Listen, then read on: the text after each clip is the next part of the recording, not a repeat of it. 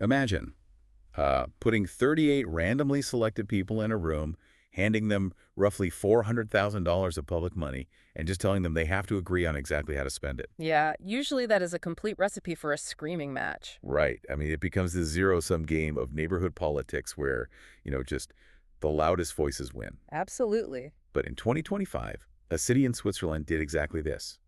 And a staggering 94% of the participants walked away, highly satisfied with the process. Which is wild because even the ones who didn't get what they wanted were happy. Exactly.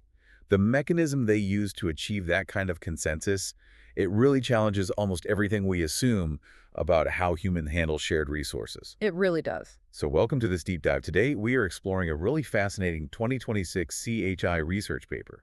It's titled Komitee equals Shares, a hybrid algorithm for priceable participatory funding. Authored by Joshua C. Yang, Noemi Schorer, and Dirk Helbing. Yeah, and our mission today is to unpack how the Swiss city of Winterthur solved this fundamental tension.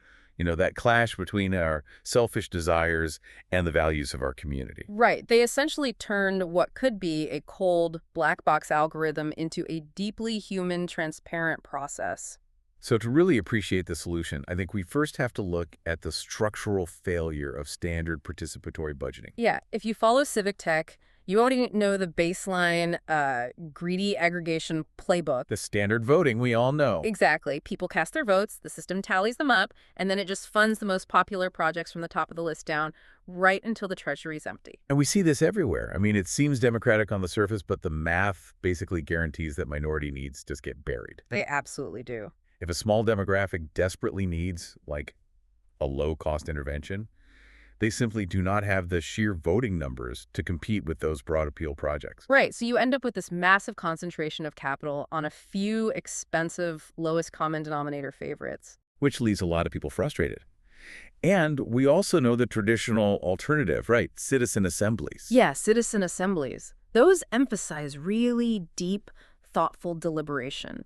People sit around a table, discuss collective values, debate trade-offs. Sounds great in theory. It does, but the flaw there is that they rarely have binding financial power. I mean, they produce policy recommendations, not actual budgets. Right. And I was looking at the background of this research, and the team actually tried to mash these two approaches together in a 2024 pilot. Oh, the split pot method. Yeah, they attempted this split pot thing where they literally chopped the budget in half. Yeah. So one pile of money for individual digital voting and another completely isolated pile for face-to-face collective deliberation. Well, the intention was good. They wanted to balance individual desires with community values. Wow. But creating two isolated financial pools caused what researchers call a split pot penalty. Right. And to put that in perspective for you listening, imagine a group of 20 people ordering pizza. Always a good analogy. Right. So standard greedy voting means if the majority wants pepperoni, you order 5 pepperoni pizzas and the 3 vegans in the room get absolutely nothing. Which is the greedy aggregation problem. Exactly. Now, the 2024 split pot approach was like saying, hey, we hear you vegans. We are carving out a special budget just for you. But because the money was rigidly divided, that special budget was only large enough to buy 2 slices, not a whole vegan pizza. That is exactly what happened. The structural division of the money basically dictated the failure. It just didn't work. No, because a moderately expensive project couldn't secure enough funds from the individual voting pot, nor could it get enough from the collective deliberation pot alone. It just fell into this weird gap. It fell into a gap, and furthermore, it created massive role ambiguity for the citizens. What do you mean by role ambiguity? Well, they didn't know whether they were supposed to act as self-interested individuals or as community stewards. The system was basically forcing them to choose sides. Oh, I see. Which brings us to the core innovation of the 2026 Komitee equals Shares framework, or KES. Right. Instead of just dividing the money, the researchers realized they had to divide the human experience. That's the real breakthrough. They design a system that asks participants to wear 2 completely distinct hats. They separated evaluator mode from voter mode. Let's break those down, because the dual mode design is really the foundation of the hybrid algorithm. Yeah, so in evaluator mode, the process is entirely face-to-face. Participants are asked to leave their personal pet projects at the door, right? And act strictly as stewards of the community. So no pushing for your own favorite thing. Exactly. They work together to co-define overarching impact fields. These are like shared civic values, right? Yeah. Like inclusion or curiosity or nature. Yeah, and notice they aren't looking at the actual proposals yet. They're just negotiating what matters to the city as a whole. And the critical step here is that they assign mathematical weights to these fields. Like the room might agree that, say, curiosity deserves 19% of the overall importance, while nature gets 8%. Right. Then, still acting as evaluators in these small groups, they finally review the actual project proposals. Okay, so this is where they look at the projects. Yes, but they distribute collective points to these projects based solely on how well the proposal serves those specific impact fields. Got it. So if a project promotes inclusion, but you personally hate the concept, your job in this mode is still to score it high on inclusion. Exactly. You are wearing the community hat. But the genius is that you aren't trapped in that selfless role forever. Eventually, you take off the evaluator hat and switch to voter mode. And this part is entirely different. It is digital, it's private, and it's individual. This is where you get to be selfish. Totally. This is where you vote for your personal preferences. Yeah. If you want that, I don't know, that heavy metal music festival in the park, regardless of its civic value, this is where you throw your support behind it. Okay, so in the study, the participants actually explicitly designed the balance of power between these two modes, right? Yeah, they chose a 50-50 split. Okay. So half of the final funding power would come from their individual private votes, and the other half from the collective value-based impact fields they just negotiated. Okay, wait. If you are listening to this and doing the mental math, you're probably spotting a potential flaw here. The split pot penalty again. Exactly. If we have a pool of individual points and a separate pool of collective points, are we just recreating the split pot problem? It seems like it. Right, because if a project costs 10,000 francs and the individual voters only give it 5,000 francs worth of support and the group evaluation only gives it 5,000 francs, doesn't it just fail to meet its target again? Well, under a traditional aggregation algorithm, it absolutely would fail. But the breakthrough of the KES system is this mathematical property they borrowed from computational social choice. Which is called? Priceability. The algorithm fundamentally changes how we define a vote. So a vote is no longer just like a tally mark on a chalkboard. No, not at all. It is treated as a willingness to pay. Okay, walk me through that. Sure. The system assigns virtual budgets to both the individual voters and the community impact fields. So you, as a citizen, have a virtual bank account. Right. But simultaneously, the curiosity impact field has its own massive virtual bank account, scaled to that 19% weight the community agreed on. Oh, wow. And this mechanism is fascinating because the algorithm doesn't keep those accounts isolated. It actively looks to build coalitions. That's the magic of it. The software identifies the individual voters who supported a project, and it looks at the impact fields that scored the project highly. And then it just combines them. Basically, it asks a collective financial question.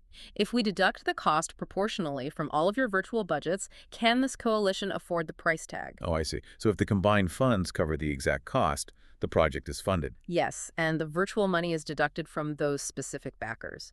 Okay, let's use the actual data from the paper to ground this because this is so cool. There was this niche project called Villa Volante, which translates to the puppet theater cycles into the neighborhood. Very niche. Yeah, very. And the cost was 14,893 Swiss francs. Under the old greedy system, this quirky puppet show never survives. It just doesn't have the mainstream appeal to win a popularity contest. Right, it would get crushed by, a new playground or something. But the KES algorithm found a path for it. How so? Well, the puppet theater received 37 points from 17 individual voters who just loved the concept. And separately, it received 26 points from the collective evaluation groups. Likely because it scored incredibly well on like the community connection impact field or something. Exactly. Now, neither the 17 individuals nor the collective fund had enough in their separate virtual budgets to cover the nearly 15,000 franc cost. But the algorithm combined them. It did. It pulled proportionally from the individuals and the community fund to pay the bill together. That is so smart. And because the algorithm functions as a literal financial transaction, it actually produces a tangible artifact for every single funded project. Yeah, the researchers call it a voting receipt. I was looking at the figures in the paper, and genuinely looks like an itemized grocery receipt. It does. And in sociology, this is known as a boundary object. Wait, let me pause you there. Define boundary object for us in this context. Is it like a bridge between two different ways of understanding something? Effectively, yeah. To the underlying algorithm, the receipt is a rigorous mathematical proof. It demonstrates that the coalition had enough virtual funds to clear the cost. It proves the math is sound. Right. But to the average citizen who, may not understand computational social choice, it reads as a familiar commercial invoice. So it translates that complex algorithmic logic into a socially recognizable format. Exactly. It shows exactly how much the community paid and how much individuals paid. It's remarkably similar to a localized Kickstarter campaign. That's a really good way to put it. Yeah, like the puppet theater didn't need the entire city to love it. It just needed enough passionate individual backers, plus an institutional matching grant from the community's Curiosity Fund to hit its goal. And the receipt is the transparent proof of that funding. Okay, so the theory is elegant, but the Winterthur experiment tested how real people actually engage with this structure. Right. They tasked 38 citizens with an average age of 50.7, so a highly representative, mature demographic. Right, not just a bunch of tech-savvy college students. Exactly. And they had to distribute roughly 380,000 Swiss francs to cultural projects over a 5-month period. And the outcomes present a pretty stark contrast to standard budgeting, don't they? Huge contrast. The KES algorithm funded 43 different projects with an average grant size of about 8,800 francs. Wow, 43. Yeah, and the researchers ran simulations on the same data set using the old greedy baseline. That system would have only funded 33 to 35 projects. So it would have just concentrated the money on a few expensive items. Exactly. The new math definitively protected those low-cost interventions and minority preferences. But the psychological data is even more compelling to me. As we mentioned at the top of the deep dive, 94% of the participants reported high satisfaction with their influence on the outcome. Which is practically unheard of in public policy. That statistic is wild when you dig into the crosstabs. Yeah. Usually, in any voting scenario, your satisfaction is directly tied to whether your side won. Right, did I get my way? But the researchers measured the participants' success ratio, meaning how many of their personally chosen projects actually got funded, and they found zero correlation with their overall happiness. Getting what they wanted didn't make them happier with the process. What did? Well, the data revealed a negative correlation with something called voting concentration. What's that? The participants who dumped all of their individual points onto one or two projects, essentially refusing to compromise and playing hardball for their favorites, they were the least satisfied. Interesting. So the citizens who spread their individual points broadly across many projects reported the highest satisfaction. Exactly. There is a quote from participant 29 that perfectly encapsulates this mindset. They wrote in the survey, "I was clearly in the minority with my priorities, but I'm quite satisfied. My ego isn't so attached to the final decision." Wow. My ego isn't so attached. Yeah. In political science, we refer to this as throughput legitimacy. Meaning the trust in the machinery itself outweighs the desire for a specific result. Precisely. If a participant believes the process is fundamentally fair, transparent, and respectful of their input, they will accept an outcome that contradicts their initial preferences. Because they aren't just tolerating a loss. They are validating the system's authority to make that collective choice. Exactly. And the human behavior inside the system also adapted in some really unexpected ways. Oh, the Robin Hood dynamic. I loved reading about this. Yes. So the researchers tracked the digital voting phase, which happened after participants had already seen the collective group scores. And they found this profound corrective dynamic where participants actively withheld their individual points from projects that were already highly rated by the community impact fields. So it was a strategic adjustment. Completely. About 31% of the participants realized that the broad consensus projects were already safe. So they played Robin Hood. They diverted their private individual points to prop up the underdog projects they cared about. Yes, which maximized the overall diversity of the funded portfolio. But what's cool is that while a third of the room was executing this complex strategic calculus, 47% simply ignored the game mechanics and just voted sincerely based on gut preference. Right, and the remaining 22% just trusted the algorithm to balance things out. And the system was robust enough to handle all three behaviors simultaneously without breaking. It really was. Now, the success in Winterthur naturally prompts the question of scale. Right, like if this hybrid model solves the split pot penalty, protects minority interests, and generates 94% satisfaction, why not just apply it to a national budget with thousands of proposals? I mean, it's the logical next step, right? But the researchers throw a massive caution flag on that idea. Yeah, they point straight to the cognitive limits of the human brain. We are not supercomputers. The researchers discovered a hard ceiling. The process begins to break down when the decision space exceeds 20 to 30 projects. 20 to 30. That is a remarkably low threshold for a civic process. It is, but think about it. When you ask citizens to evaluate and realistically compare more than 30 complex proposals, the cognitive load just exceeds their working memory. So what happens? The design implications are severe. The researchers observed that in larger groups or with larger project sets, deliberation completely stalls. Participants engage in what is termed collective reading. Oh, meaning they just sit in silence, flipping through hundreds of pages of proposals trying to catch up instead of actually talking to each other? Exactly. The face-to-face workshop just devolves into a study hall. So to prevent this, the physical environment has to be tightly constrained. Very tightly. Groups cannot be larger than 4 to 6 people. The project sets must be bounded and manageable. And most importantly, the system requires intense, structured pre-work. Like, participants have to do their reading beforehand so that the in-person time is dedicated strictly to judgment and negotiation. Because if the human environment isn't meticulously designed, the math simply doesn't have quality data to work with. That makes total sense. And this constraint connects directly to a really surprising finding about those beautiful itemized voting receipts we talked about earlier. Ah, yes. The receipts provided what researchers call interactional recourse. Meaning, a way for the citizen to argue with the system. Like, if I didn't get my puppet theater, I could look at the math and see exactly why it failed. That is the intended function. It allows a participant to essentially audit the algorithm's decision. But the study revealed a fascinating reality about transparency. Which was? A significant portion of the citizens never even looked at the receipts. Wait, really? They had absolute mathematical proof of fairness handed to them, and they didn't even check the math. Nope. Because mathematical transparency does not create trust out of thin air. Then where did the trust come from? The citizens trusted the KES system because the human experience felt well designed. The organizers respected their time, the small group facilitation was inclusive, and the overarching framework just made sense to them. So the receipt was merely a structural reinforcement of the institutional trust that was already built face-to-face. Exactly. If the participants had felt overwhelmed by 150 proposals and ignored by the facilitators, no amount of algorithmic transparency would have saved the project's legitimacy. Wow.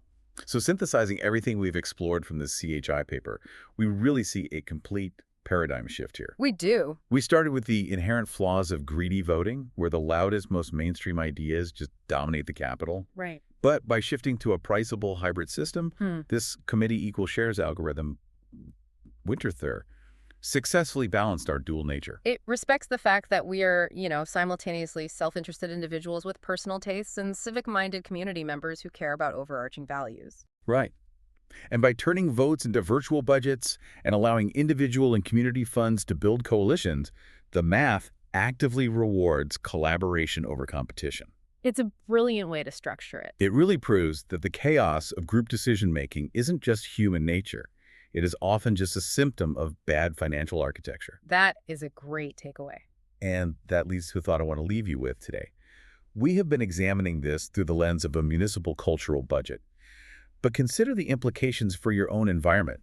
Yeah, think about your workplace, your local school board, or the nonprofits you volunteer with. Right. What if corporate budgeting or even departmental hiring utilize this exact algorithm? Imagine if a new hire wasn't just determined by the loudest executive in the boardroom. That would be a change. Wouldn't it? Instead, imagine if that headcount was funded by a coalition drawing proportionally from the individual needs of different departments, combined with a weighted collective innovation budget. Oh, wow.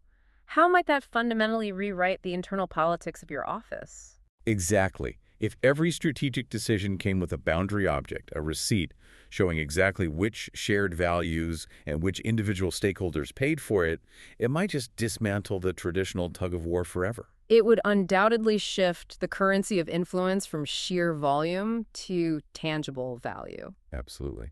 Well, thank you for joining us on this deep dive into the mechanics of fair decision-making and the Komitee Equal Shares framework. It's been a great discussion. We hope you walk away looking at the way your own communities allocate resources just a little bit differently. Keep asking the big questions, and we will see you on the next deep dive.